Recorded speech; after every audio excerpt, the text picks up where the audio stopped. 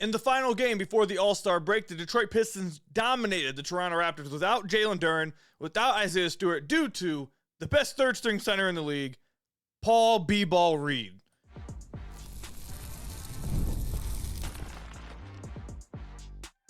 You are Locked On Pistons, your daily Detroit Pistons podcast, part of the Locked On Podcast Network, your team every day. What's the deal? Welcome back to another episode of the Locked On Pistons podcast. Per usual, I am your host, Khahil. I've been covering the Detroit Pistons for the last 4 years for the Locked On Network, been a credential media member over the last 3 years. And I appreciate all of you guys who make Locked On Pistons your first listen of every single day. We are free and available on all your podcast platforms. If you haven't already, head to the YouTube channel. Hit that subscribe button at Locked On Pistons. A lot of you guys who listen, over 50% of you guys who listen and watch, are not subscribed to the YouTube channel. So if you haven't already, please hit that subscribe button and hit that icon and leave us a 5-star review on whatever podcast platform you're listening to this on. That's another great way to support the podcast. I also want to thank you guys for helping make the Locked On Network the #1 sports podcast network in America. We appreciate all of you guys' support.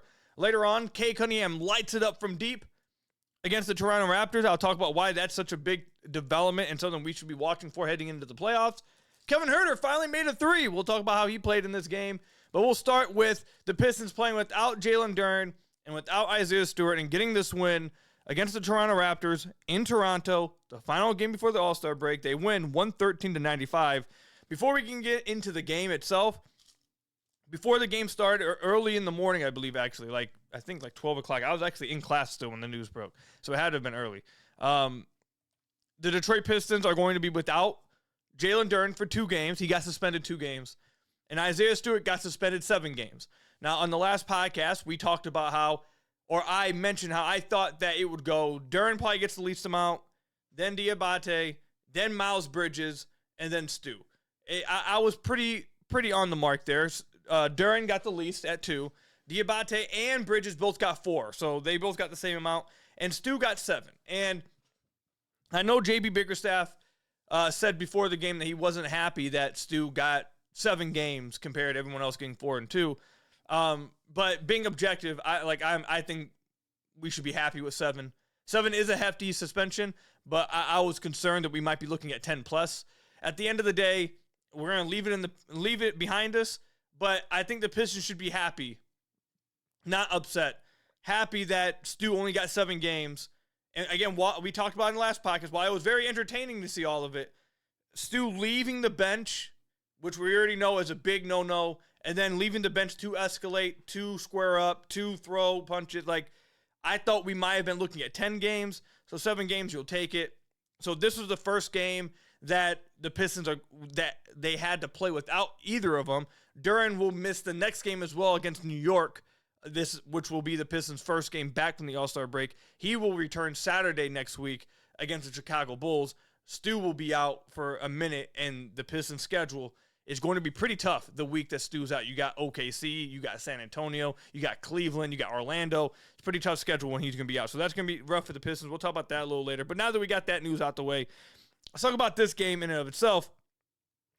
We knew that Paul Reed was going to be called upon. With the Pistons not having either of their big man, they brought up Tolu Smith. He got to play a few minutes. He played 15 minutes. But we knew that they were going to be calling upon Paul Reed. And as we've said multiple times in this podcast, Paul Reed just hoops every time he touches the floor. Every time he plays, he's just incredible. 22 points, 5 rebounds, 3 assists, 4 blocks, 3 steals. He just stuffs the stat sheet. He just dominates. Every time he plays, he just puts up incredible, crazy stat lines. If you look at his per 36 numbers, they're absolutely crazy. The Pistons, I said this in the last podcast, they're around 7 points better with him on the floor. They're outscoring their opponents by 13 when he's on the floor. I don't know how he is not, how did he get to the Pistons? How did the Sixers just let him go? How did he get waived? Why was he not wanted? Why was he not liked? He's not just hustle guy, and he is that. He does hustle a ton. He's an incredible defender. His hands are fast as ever. He's agile. He moves quickly side to side. He's always engaged. Defensively, knows where to be. He's active as a rim protector. I said this once already, but I have to say it again because it really is impressive. How active and quick his hands are really allows him to be impactful on the defensive end. And then offensively, he can shoot a little bit. He can finish at the rim. He got some hops. He can dunk on somebody. He's low-key a pretty nice passer as well. He's a good offensive rebounder. Like, what is there to not like about Paul Reed's game? Every now and then, he plays a little longer. He may take a shot that you're like, okay, Paul, let's take it. Like, every now and then, he may do that, but who doesn't? Like, every player takes a bad shot every now and then. He may foul a little too much the more he plays. If he would have to play 30-plus minutes every night, he would probably get into foul trouble a little bit. But outside of that, he's just incredible. He had 16 points in the first quarter. It wasn't Cade Cunningham against the Raptors. It wasn't Tobias, Duncan, Asar against the Raptors. It was literally Paul Reed taking on everybody by himself. 16 points in the first quarter. He scored 11 of their first 13 points. He had 16 in the first quarter. Outside of him, Asar had 4, Cade had 4, Tobias had 2, Dan had 3. He just carried them that quarter. He was 7 of 7 from the floor. He hit a 3, had 2 blocks of steal. He had 2 blocks within like 4 seconds in that quarter. He played the entirety of the first quarter. And then how well they started the game allowed them to not really have to play at all at the end. I don't think Cade played Cade didn't play a single fourth quarter minute. Asar only played 4. Like, you didn't even have to, Duncan didn't even touch the floor in the fourth. So they got on them early. They took advantage of Toronto and really beat them down without, again, Jalen Duren and without Isaiah Stewart. They beat down what is, I believe, the fifth seeded Eastern Conference team in the Toronto Raptors. Has completely beat them down without their starting center, who's an all-star, and their backup center, who won Defensive Player of the Month 2 months ago. Like, and they just completely destroyed them with their third-string center destroying them. It was a very incredible performance. A really great way to go into the All-Star break. This game was never really close. They controlled it from start to finish. They were playing fast as ever because they were creating a lot of steals. Paul Reed was creating a lot of havoc defensively. They were running the entire game, whether it was fast break or transition. They were just outrunning the Raptors. They couldn't keep up. They just had no chance of keeping up. And the Pistons locked them down in this game. They only scored 95 points. They had 52 points at halftime. They only scored 43 in the second half. The Raptors couldn't generate any easy shots. They couldn't generate any good looks for themselves. This was domination throughout the entire game. There was never any point in this game where I felt like, oh God, Pistons might be giving this away. Oh God, this one might be getting close. Like, no, they dominated. They just completely dominated the Raptors. And again, the Raptors are the 5th best team in the East. This wasn't a team that's 12-40. This is a team that's 32-23, and down both your big men, they just took it to them and destroyed them. The Pistons, we can talk about at times about how their offense can be, tough to watch or have some issues with it. I'm really looking forward to see how they play next week once that schedule heats up. So far, they're 7-1, I believe is the record against the top 3 seeded teams in both conferences. They get to play Cavs. They get to play OKC. They get to play the Spurs.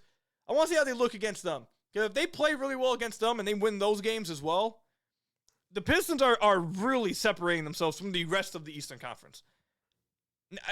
There's no longer going to be, at the end of next week, or 2 weeks from now, I should say, if the Pistons are playing that well and getting those wins, despite being down Stu, and for one of those games being down both of them, the distance between them and the next best team in the East is going to be gigantic. And I'm going to start talking like it is if that happens. Right now, they're 5.5 games up on the Celtics. I respect the Celtics incredibly. But if the Pistons go out there without Stu next week and Paul Reed continues the ball like this, and then Jalen Duren comes back and they get those teams out of there as well, I don't know if there's another team in the East that even should be trying to say they're on the level of the Pistons. Like, their lead's going to be astronomical. It's going to be crazy. But incredible game tonight. Incredible performance from Paul Reed, who gets the kudos player of the game from me, man. Let me know what you guys think about how Paul Reed played in this game tonight, or in the comment section, or over on Twitter at Khahil. But coming up, Cade Cunningham absolutely lit the Toronto Raptors up from deep. We'll talk about how that can be very important for the Pistons down the stretch and going into the playoffs coming up. Today's episode is brought to you by TurboTax. Tax season doesn't have to take over your life. This year, TurboTax is making it easier than ever to just hand things off and move on with your day. With TurboTax full service, you can have your taxes done for you by a trusted local expert, start to finish, without the stress or guesswork. You can upload your documents, go about your day, and get updates right in the TurboTax app. It's a huge time saver and gives real peace of mind knowing an expert is handling it for you.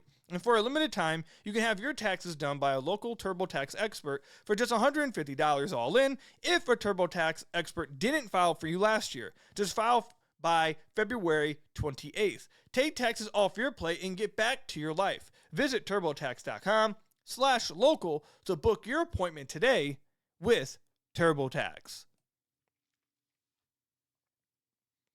So I want to thank you guys again for making Locked On Pistons your first listen of every single day. I appreciate all of you guys out there. I appreciate all of you guys who help make the Locked On Network the #1 sports podcast network in America. And if you haven't already, go check out our new Everydayer Club. You get access to an ad-free audio feed for Locked On Pistons, which means you will be able to listen to Locked On Pistons without all the ads. It's compatible with Apple Podcasts, Spotify, and every other major podcast app. So if you're tired of hearing all the ads, you just want to hear Locked On Pistons, one clear, clean listen, you can do that with the Everydayer Club. You can also join the Locked On Pistons Discord server, where you can hang out with me and the rest of the Pistons fan base over at Locked On Pistons and talk amongst each other during games, after games, in between game days, all that. Talk Pistons whenever you want, middle of the night, whenever. If you just have a random thought, you want to see what other Pistons fans are thinking, go over there to the Locked On Pistons Discord. You can join us with the Everydayer Club. Just head over to LockedOnPodcast.com/Everydayer Club, or go to the link down in the description below to join us over at the Locked On Everydayer Club. Something that was super interesting going into tonight, I understand the Pistons were without JD and Stu, but the Pistons were underdogs in this game tonight. They were in Toronto, I get that too. But nonetheless, I don't think they should have been underdogs. The Raptors were favored by 1 point in this game.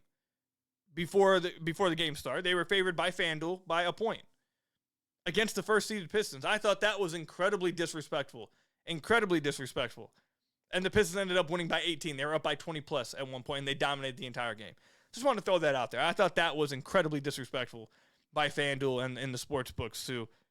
Again, I get that they were without Duren and Stu, but this team has proven to you all year that when guys go down and you're playing a game, down your starters or down somebody off the bench, it doesn't really matter. They just show up and they dominate you anyways.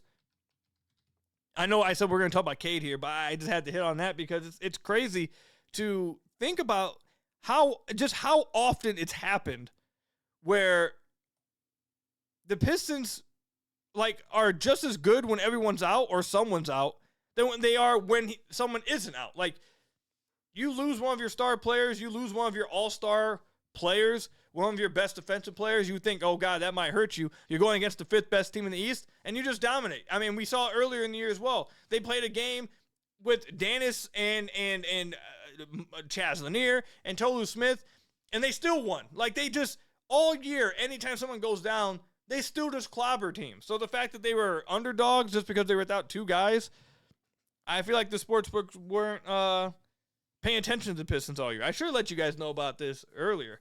You guys could have got in some easy money, you feel me?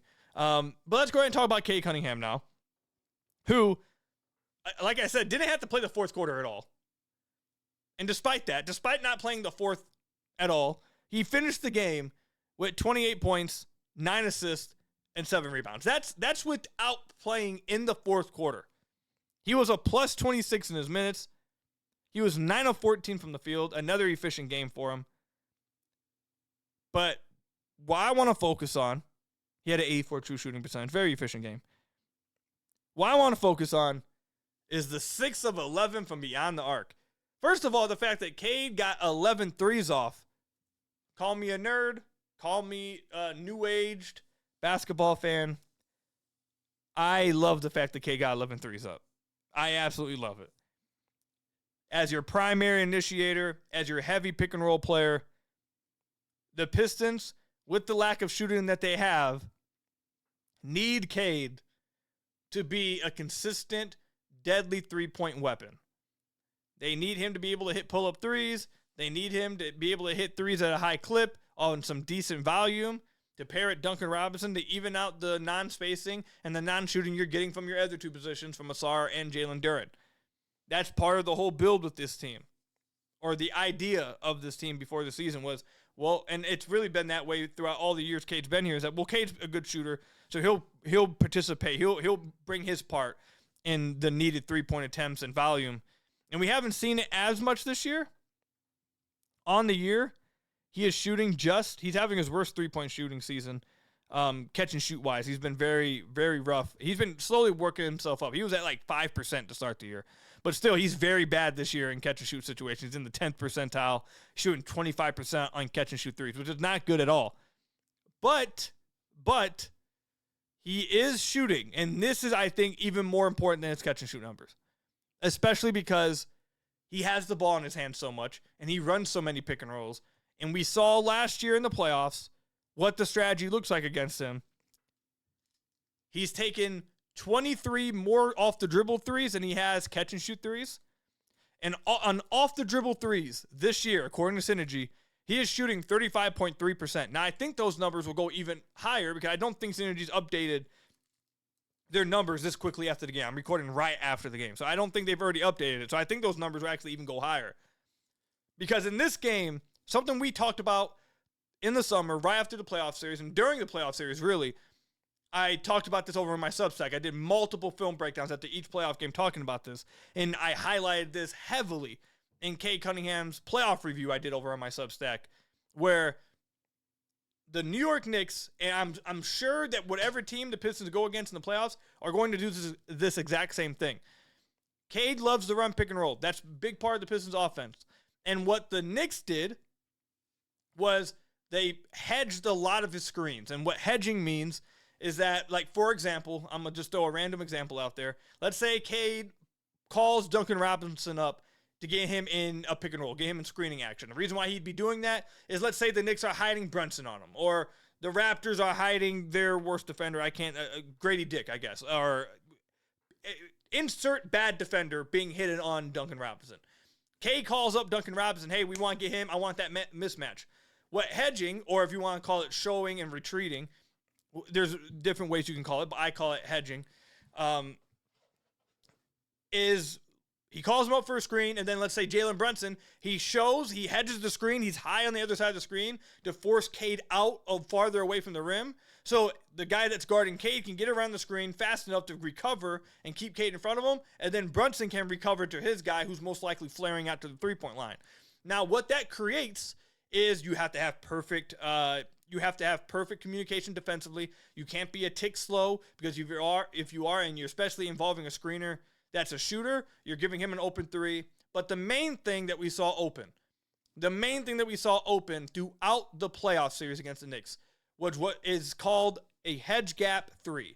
And what a hedge gap three is that split second that we just talked about, where, let's just stay with the Jalen Brunson comparison, is that when Jalen Brunson shows and then he leaves to get back to whatever insert shooter he called up first screen, whether it be THJ or Malik in last year or Duncan Robinson this year, it's that gap that opens up for a quick second before Cade's defender can then retreat back to Cade and get in front of him. There's always, when you play coverages like that, there's a split second opening that we call the hedge gap, where you can get a three off, a clean look off. And the Knicks were playing Cade heavily to that all playoffs last year, because they did not believe Cade's going to kill us from three. If he tries driving, OG can take an angle and get back in front of him quick enough, which he was able to do most of the time. Khahil, he'll be able to get back in front of him at a time. Teams' coverages, I think, going into the playoffs, will be force Cade to hit pull-up threes, force him to take these hedge gap threes, and if he tries to drive, we trust that our defenders are just going to be able to beat him. We'll take the angle, we'll show, retreat, and we'll just tell our defenders to play him for the drive, get back and cover him in the paint.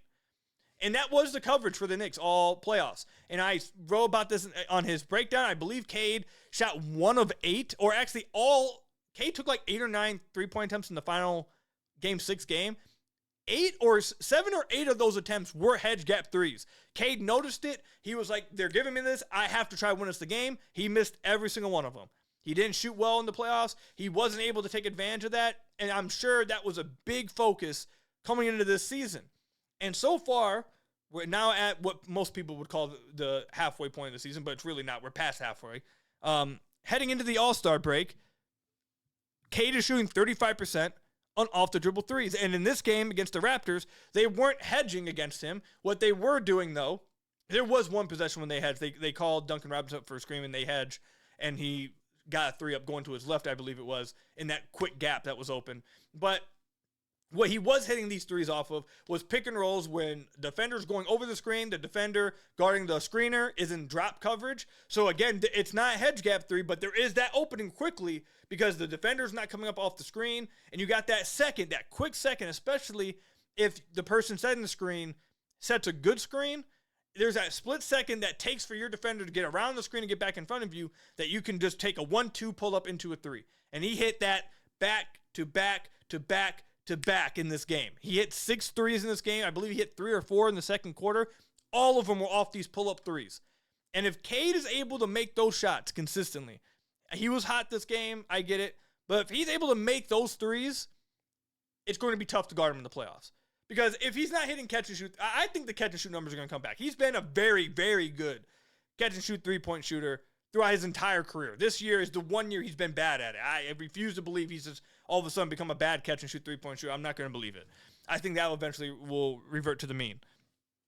But if you're telling me that Cade, who last year was shooting 31% on pull-up threes, and now this year is shooting 35% on pull-up threes off the dribble, and he's going to be able to kill the coverage if teams try to hedge his screens, throw and recover, if they don't want to just flat out switch. If you're telling me teams are going to try to go over and play drop coverage against him, if Cade's going to be able to obliterate those coverages like that, like he did in this game against the Raptors, and like we really have been able to see him, he hasn't done it on a lot of volume, especially like it's been tonight against the Raptors. Tonight it was on a lot of volume, so it popped.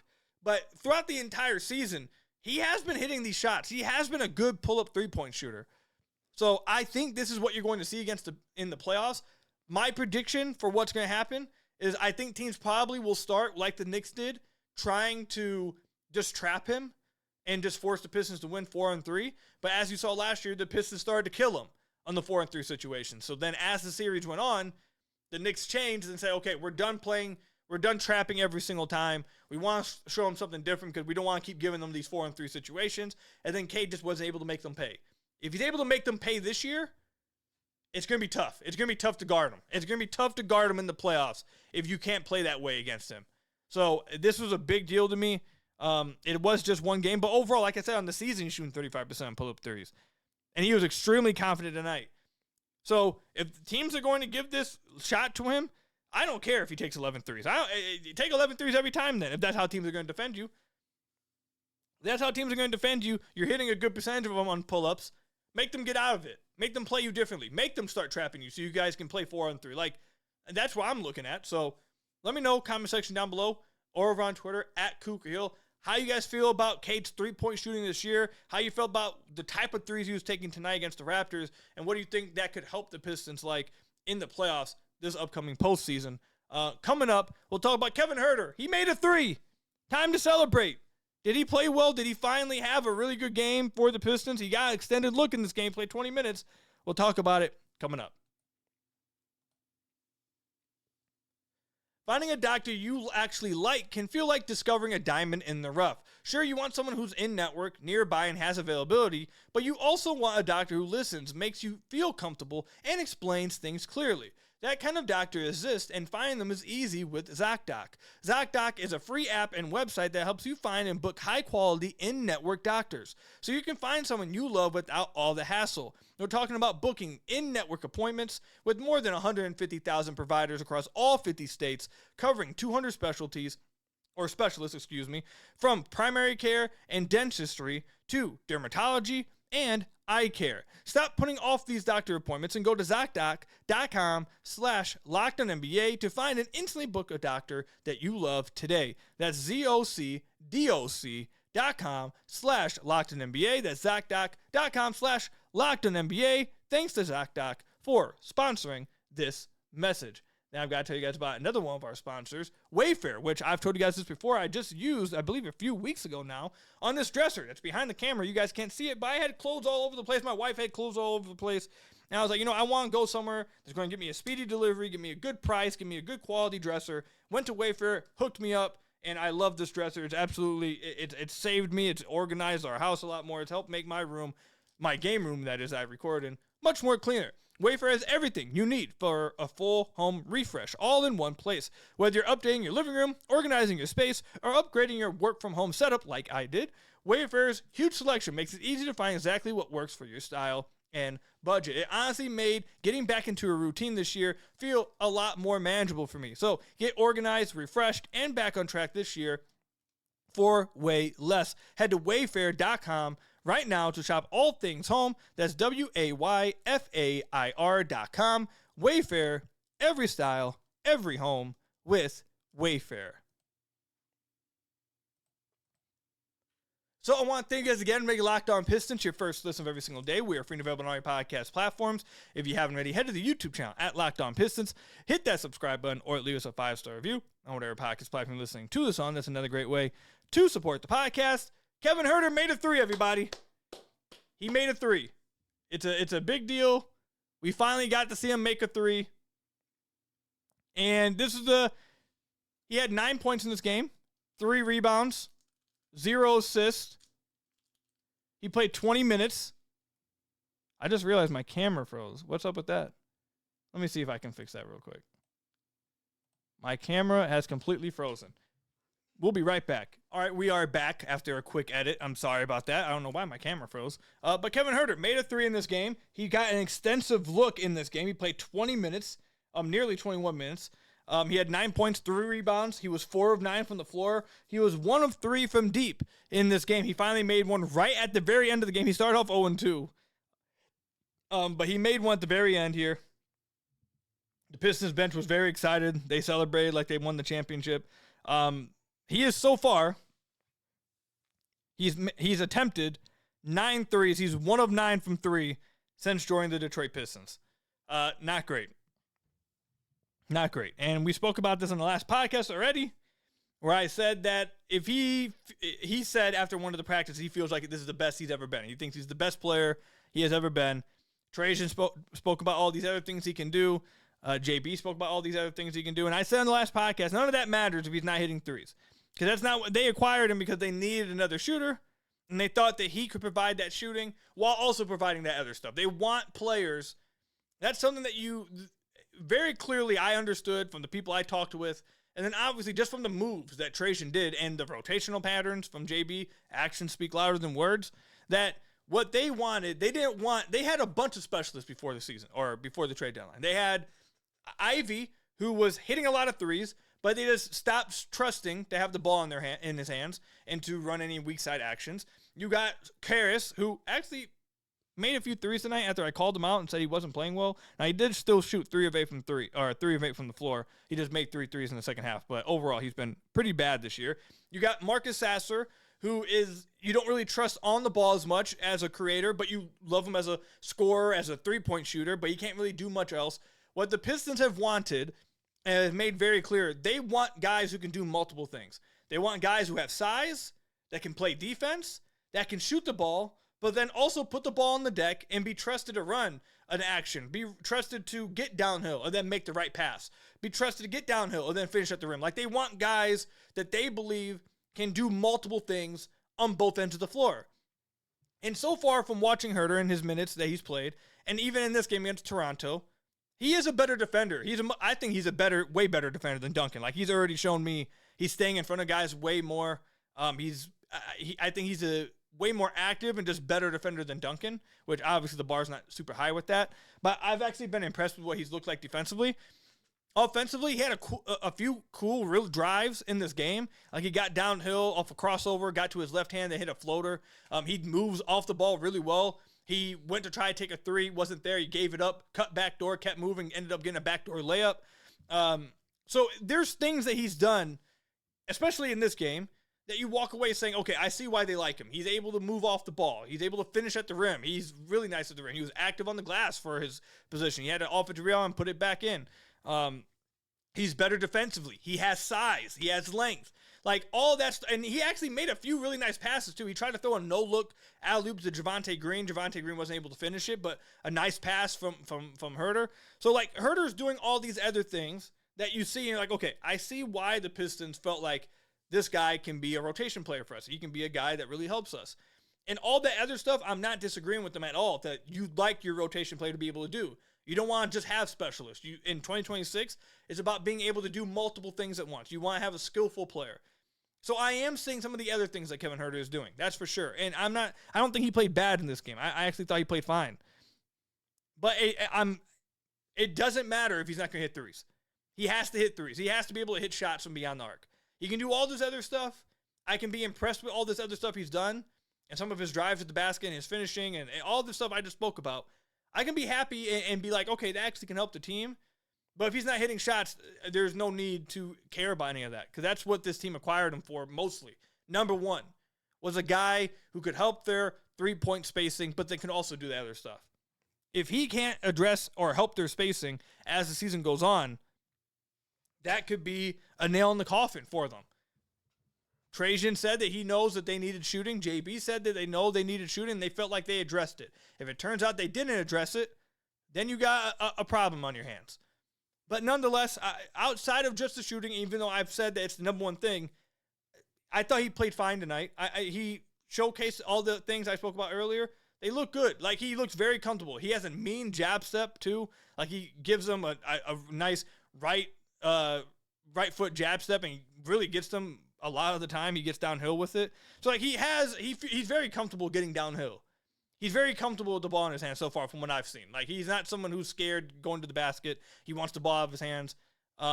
He feels very comfortable getting downhill. But you just want, if he can hit shots, that'd be fantastic. Like, if he hit 2 or 3 threes in this game, all of a sudden we're sitting here talking about that was an amazing game from Kevin Huerter. He's exactly what they showed him. But the fact he started off 0-2 and his one made 3 was at the very end of the game, you're like, man, if he's not going to hit threes, man, we might be in trouble. But we'll see. It's only been 4 games, so we'll see if he's able to turn it around and shoot better from beyond the arc, because all the other stuff he does bring is interesting. It could very much be helpful. So that's all I've got for you guys today, though. Thank you guys for making Locked On Pistons your first listen of every single day. Free and available on all your podcast platforms. Hit that subscribe button to the YouTube channel if you haven't already. Leave us a 5-star review, whatever podcast platform you're listening to this on. And until next time, I will see you guys later. Stay safe out there, and peace out, everybody.